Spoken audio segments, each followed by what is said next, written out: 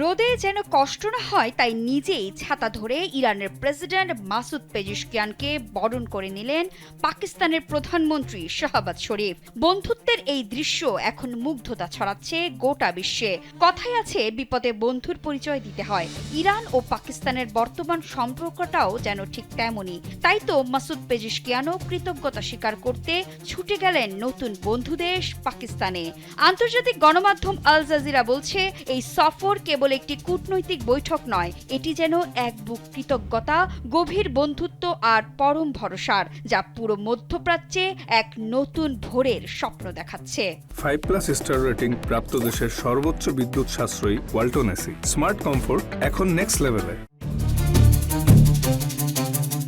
কিছুদিন আগেই আমেরিকা ও ইসরায়েলের হামলার মুখে পড়েছিল ইরান। চারপাশের এই তীব্র সংকটে মধ্যস্থতাকারী হিসেবে রক্ষকের ভূমিকায় অবতীর্ণ হয় পাকিস্তান।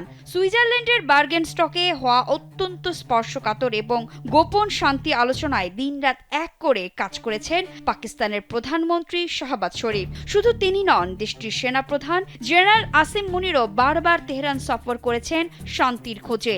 আর সেই প্রচেষ্টার ফসল হিসেবেই ট্রাম্প ও পেজিশকিয়ানের মধ্যে একটি ঐতিহাসিক সমঝোতা স্মারক সই সম্ভব হয়েছে।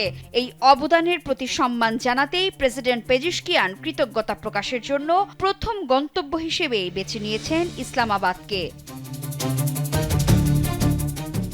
অথচ এই দুই প্রতিবেশীর অতীত ইতিহাস কিন্তু সবসময় এতটা মসৃণ ছিল না।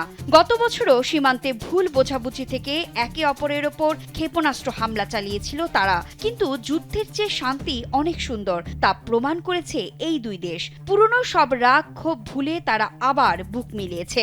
পাকিস্তানের পররাষ্ট্রমন্ত্রী ও শীর্ষ নেতাদের সাথে বৈঠকে দুই দেশের বাণিজ্য $1000 কোটি নিয়ে যাওয়ার বড় পরিকল্পনা করা হচ্ছে। এই চুক্তির ফলে ইরান বিশ্ববাজারে আগামী 60 দিনের জন্য তেল বিক্রির অনুমতি পেয়েছে।